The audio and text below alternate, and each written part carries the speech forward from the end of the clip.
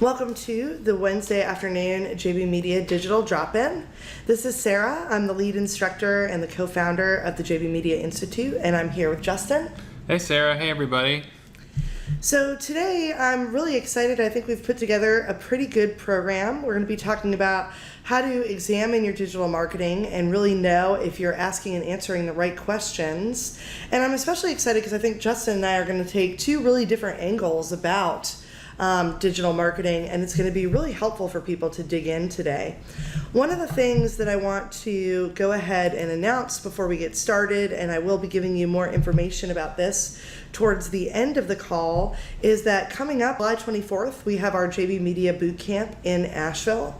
And so if you're interested in the topics that we covered today in this 1 hour call, we're going to be doing a full half-day boot camp about these topics on July 24th. So when you get a recording of this and you get to download the PDF of our presentations, you'll be able to click this link and learn more. But I think it's going to be a really great morning of learning more about how to manage your vendors and manage the people that you hire to help with your marketing, and also getting caught up on the things that have really changed in 2018. Yeah, I just wanted to add that we're using a slightly smaller space for this boot camp, so the space is limited and we have less than 30 seats available. So we expect it to sell out. So if people are interested, they should definitely check it out soon. Awesome. No, thank you so much for that, because yes, we do have a new location. We're going to be down at the Asheville Chamber of Commerce building in downtown, which is really exciting. But yeah, that limits the number of people. So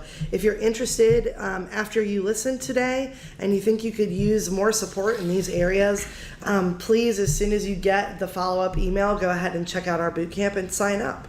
But I want to pass the reins over to Justin so he can kick us off today and get us started. Thanks, Sarah. And I also wanted to really quickly mention that we have the price will be increasing for that boot camp on Friday of this week. So it'll be going up just a little bit after Friday. So I'm going to start. I got the first 25 minutes. And what I'm going to be talking about, hold on a second, we got some people still joining, a couple more coming in as we get started. I'm going to be talking about the critical questions that you should be asking your vendors and marketing team. If you are the marketing team, these are the questions you should be able to answer. If your boss or your supervisor comes asking, you should be prepared with good answers for these, because these are the kind of questions we feel that all digital marketing strategies should be answering. And I wanted to note that there are 21 total questions in this presentation. I'm only going to have time to cover 10 of them. I chose the 10 that I thought were the most important. You'll see all 21 throughout the presentation. I'm going to be going, so I'll have about an hour and a half at the boot camp on the 24th, and so I'll be covering all of them then, and also there'll be more time for Q&A. So whereas I'm going to be doing 10 questions now in 25 minutes, with probably only a few minutes, if any, for Q&A. On the 24th, I'll have time to do all 21 questions, and then probably have 20 to 30 minutes for Q&A. So that's just the nature of the time we have, and wanted to give them as much value as possible. So the questions are in 5 categories: SEO, social media, Google AdWords, PR, and email marketing. My areas of expertise are most strongly in the first 3, and I have less experience with the last 2, but of course I'm overseeing, as the director of strategy, I'm overseeing all of the efforts that we do at JB Media for all of our clients, especially the largest ones where we're doing everything. So I'm involved in making decisions and reporting to our clients on all these efforts, and therefore I've created these questions that we try to answer as much as possible with our clients, so that we can share that with our students as well. So to begin, let's jump into the SEO questions. The first question is simply, what is the overall strategy? The next question is, what's the plan for new content? How are we building new links? How are we supporting local SEO? This is only relevant if you have a physical location, but if you do, it's really important. And our site speed, time on site, and click-through rate be considered and addressed as part of the strategy. So today I'm going to be covering number 1 and number 3 as the 2 areas that I think are the most important, and sometimes number 3 can be overlooked, so I want to make sure we talk about that. So the strategy should include a plan for HTML formatting, metadata, optimization of existing content, new content development, and measures to include site authority such as link building. So a full SEO strategy for a non-local business would include these 5 areas. And if it's not covering these 5 areas, then it's not a full strategy in my opinion. So you know, I don't have a ton of time to cover each question, so I'm not going to go into a lot of detail, but these are the 5 areas that I think should be covered. Number 1 and number 2 are related to on-site technical SEO. Number 3 is related to improving old content. Number 4 is the importance of adding new content regularly. And number 5 is about site authority, which helps you compete with bigger websites and improve over time.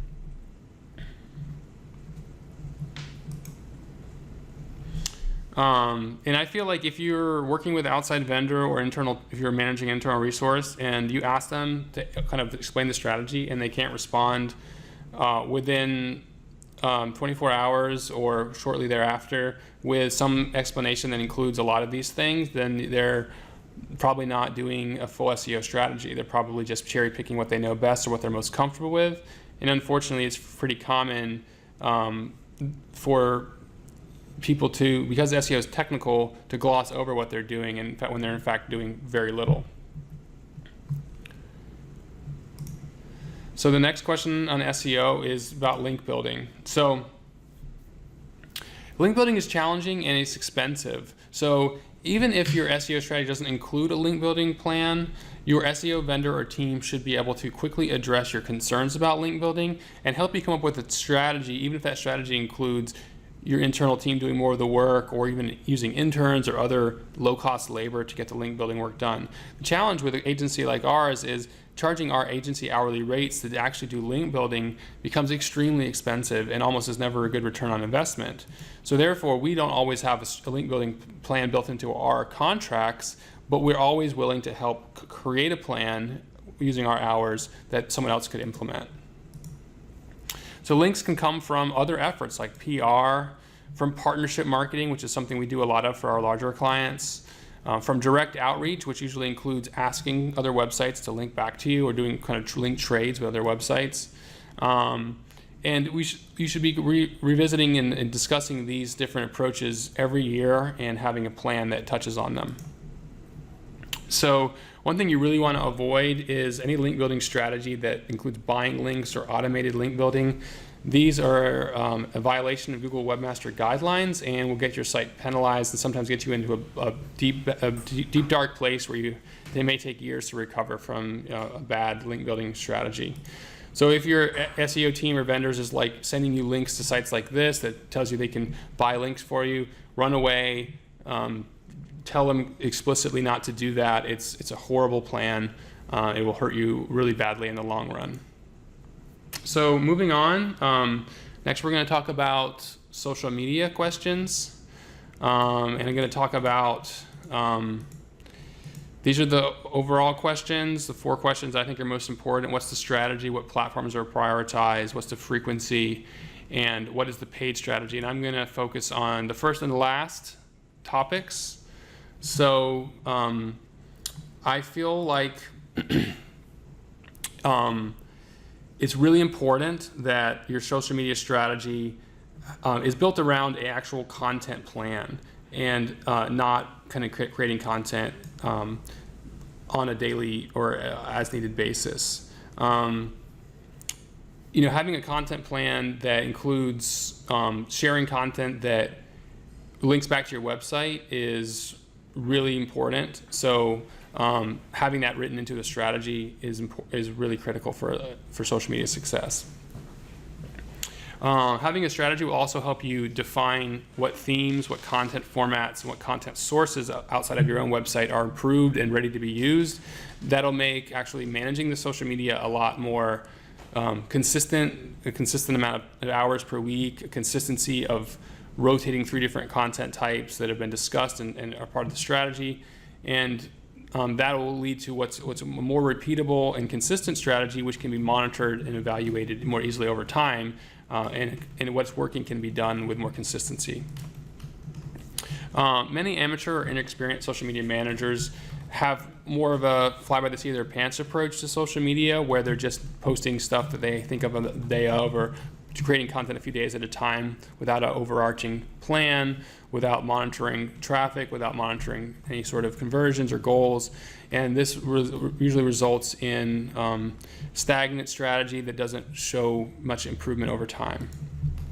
So we use, for all of our clients and for our own approach, we have content calendars where we write usually anywhere between 2 weeks and 4 weeks of content at a time. I just happened to pull a screenshot here, and this is our own social media calendar from April and early May, and just randomly I chose one that includes the announcement of my wedding, which was the last Sunday of April. So it's like, as part of the approach to talk about things happening at the company, to talk about events and things that are related to our business, and I have a task every month to share with our social media team the events where I'm speaking so that they can make sure they fit in. It's organized, there's a strategy behind it. We have advertising campaigns around events like this. Some of you may have learned about this specific webinar from an ad campaign that we ran. So that's all part of our strategy, and it's very strategic to get the goals we want. So the next topic on social media is paid strategy. I think that social media advertising, especially Facebook for most businesses, is critical. We pretty much at this point won't take a social media account if they don't have at least a couple $100s a month to spend in Facebook advertising, or at least one type of digital social media advertising. For B2B businesses, I see I have a little typo there. For B2B businesses, LinkedIn often replaces Facebook as the most important social network for advertising. Pinterest and Instagram are increasingly becoming valuable for many businesses, and either as a replacement for the other two that I mentioned, or as a standalone strategy. We have a few clients that are looking at only doing Pinterest advertising as they want to test the waters before trying other networks. That works really well for certain types of e-commerce business that are targeting the female demographic, where it's a little easier to create that interaction and conversion that you're looking for. And I believe that most businesses should be spending between 10 and 25% of their digital ad budgets on social media advertising. Or in fact, in some cases, 25% of their entire social media budget. We have a few clients that spend 80 to 90% of all of their advertising budget on social media. So that's something that's important to consider. And if you're not doing that, you may be behind the times as far as your approach. And if your vendors and or internal teams aren't reporting these are their approach and these are their strategy, then they may not be up to speed. And this is what I referred to earlier. Ignoring Facebook advertising is an outdated approach. It's very difficult to get organic reach these days. So I think it's important to make sure there's a strategy in place. And Facebook advertising, the simplistic approach to Facebook advertising is just boosting posts, but a well-rounded strategy usually includes 3 or 4 different types of advertising. And so having a company or a team in place that knows how to use these different strategies in a good blend is really important. So building the size of the page through likes ads, driving traffic through traffic ads, driving engagement through boosted posts, these are all important. Promoting events, they're all different types of strategies require a different understanding of the platform. So I would say it's really important to have a balanced approach. So moving on to Google AdWords questions. AdWords is more of a technical and more of a nuanced organizational platform than some of the others. So it's really important that the organization and strategy is in place that will drive long-term results. So some of the questions that we ask, or we like to make sure that our students are knowing the answers to, are: what are the campaigns and ad groups that are in play? What are the keywords that are receiving the most clicks? What's the average cost per click? What are the calls to actions or conversions? and is there an approach to display or video ads, which all run through the same platform within Google Ads. So for this conversation, I'm going to focus on the first and fourth question, which is the campaigns and ad groups, as well as the CTAs and conversions. So your AdWords team should be able to quickly list the ad groups and campaigns, and they need to logically line up with your overall promotional goals and marketing priorities. So we want to look out for accounts that only have one campaign. And you also want to look out for ads that have only one ad group. So you want to have per campaign, you want a good balance is like a structure with hierarchy. So 3 to 5 campaigns and 2 to 3 ad groups in each one. That's a best case scenario. Sometimes complicated campaigns will have more of either one, but you want to watch out for disorganization. So you want to see a logical hierarchy that often mirrors your site architecture and your keyword strategy for SEO. There's a lot of consistency usually between these two strategies, and so you want to see a logical approach. So here's a client we have. They're the Blue Ridge National Heritage Area. So they have a very logical, organized approach. These are a lot of the main sections of their website that have campaigns. They have attractions, music, events, the Blue Ridge Parkway. There's a little bit of redundancy here. You might see events and festivals here. This is for one of their websites, and then they have a separate music website, so they have a separate music events campaign. They have a heritage trail, and they have outdoor activities in small towns. Now, within each of these, there's several ad groups, and for the Blue Ridge Parkway campaign, there are 4 ad groups. So that creates that organizational hierarchy where related keywords are in the same ad group, related ads are in the same ad group, and you don't see keywords about the Blue Ridge Parkway in the other ads or ad groups. It's all really well organized, so we can manage where the budget's going, what's the priority different times of the year. For example, in the fall, we put a lot of priority on the fall color campaign, and that a lot of the traffic gets driven through that campaign for a lot of inexpensive clicks. But the rest of the year, it's sort of demoted within the strategy, and having a good organization allows that to happen. So next we have CTAs and conversions. So one big red flag is not having anything tracked as a conversion. This is actually fairly common, however, because it takes a little bit of technical skill and business acumen to understand where the conversions should be and what should be tracked on a website. So without conversion tracking, you can't really optimize the AdWords campaign. You can't really know where to spend the money. And even with a site like the Blue Ridge Heritage Area, where they don't have transactions happening, they do have people starting itineraries and visiting pages that show intent for visiting the area, which is their goal. So we have goals set up on those pages and can optimize the campaigns to drive more based on what's driving the most traffic to those pages. So when you have conversion in place, you can focus on spending more money on the best keywords and the best campaigns, and constantly iterate and refine the campaign over time. Otherwise, if you don't have these in place, there's really nothing for your AdWords team to do to make the campaign better over time. So, trying to move pretty quickly through this. I'm sorry, I'm moving probably a little faster than I should. That's another reason why, if you're really interested in going deeper on these topics, you might want to check out our boot camp. But we have 2 more sections. The PR section is the shortest section in the presentation. PR is a little bit more straightforward than some of the other things we talk about, but we want to know about what the goals are and what outcomes we're looking for, what outlets and publications are being targeted, what is the PR team's track record, and do they have existing contacts. We're going to focus on these last 2 as far as the answers I'm going to share.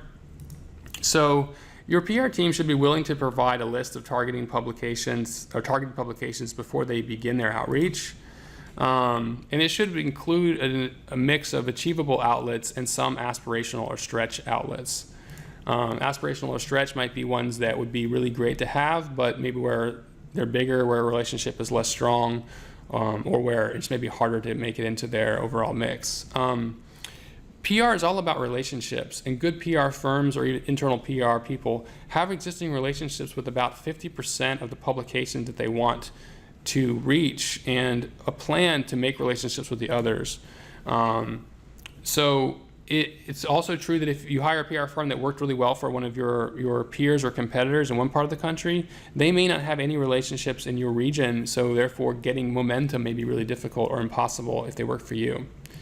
And it's wise for the PR strategy to include the PR team attending events where the media will be in attendance, as well as very aggressive but tactical outreach to make relationships. So trying really hard to build new relationships is part of the strategy, not just doing cold outreach and blasting out press releases.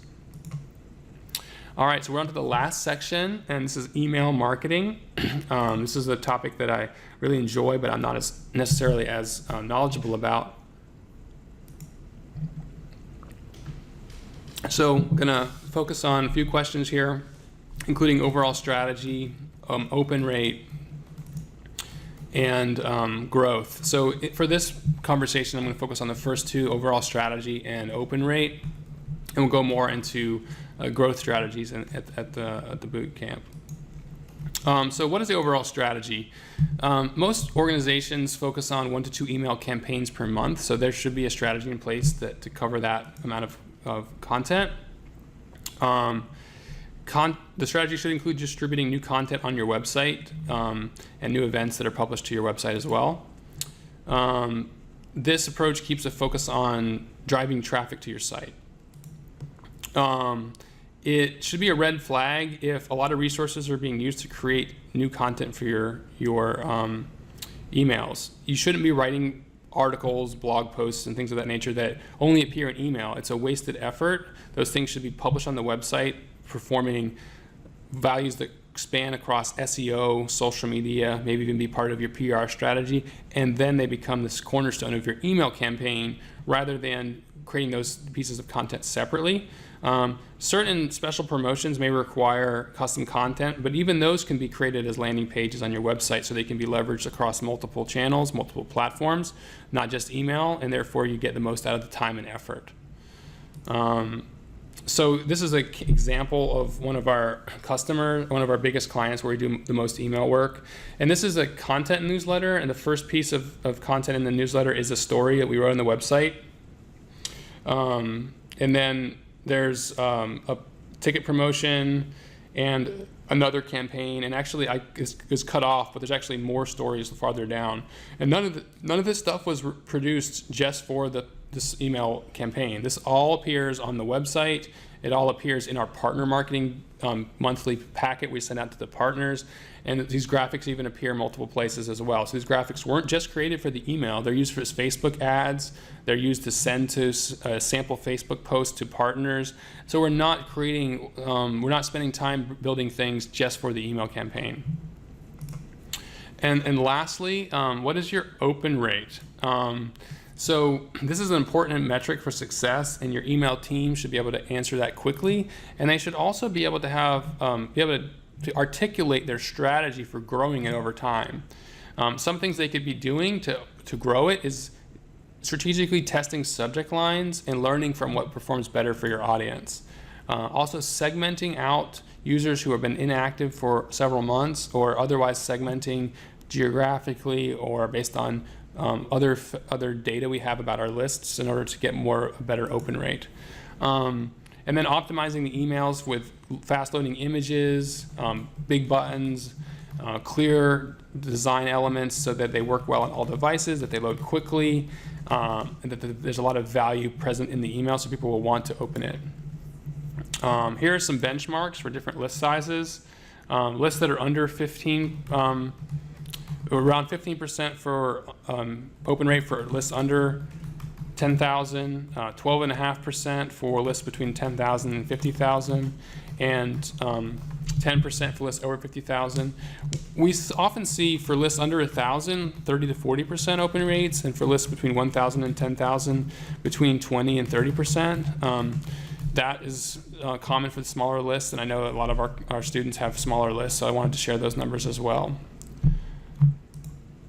So that's it for my part. I think we're right about on time. I think we should save questions for the end to make sure I give Sarah plenty of time to go through her stuff for the presentation. But I'm sorry for the fast pace. I wanted to make sure I got through a lot of material. We'll be sharing the slides, which will have all that content. And then, as I mentioned before, on the 24th, I'll have a full 90 minutes to go over additional topics, spend a little bit more time on the specifics I just described, and answering the other 11 questions, and having probably 20 to 30 minutes for active Q&A and helping people solve any issues that they actually are facing with their business. Awesome. Thank you so much. That was really excellent, Justin. I have to say, I'm always impressed with the different things that you do, but I think that's just such a clear kind of outline of how to talk to people about what it is that you've hired them to do. And we do have one question from Ashley, which is just, she's curious about suggestions on how to segment out users who aren't active. Well, within programs like MailChimp, it's extremely easy. You can create a segment, and one of the most popular options is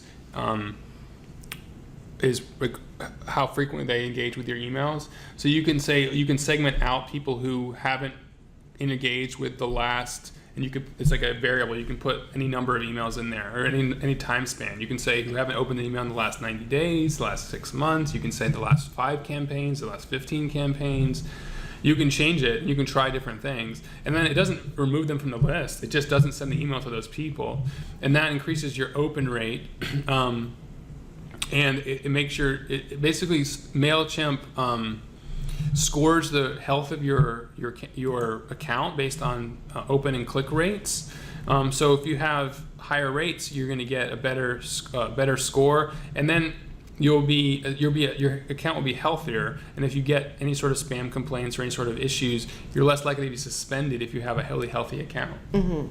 I was going to say too, most of the email programs out there now, you can segment out the people who haven't been opening the emails or haven't looked at them in a certain amount of time. You can also send campaigns directly to those people. Yeah, you can send campaigns. The very basic example would be like, "We miss you," and like, "Are you still interested in our emails?" as a subject line, and then they open it, and you say like, if they open it, then they're automatically re-engaged, and they're no longer on that list immediately. But you can also say, "We miss you. We'd love to have you back. Here's a coupon," or "Here's a special offer," or "Did you know about this new thing we're doing?" Yeah. And drive some engagement. And if they don't even open that one, then that's a pretty good indication that they're probably not ever going to open your emails again.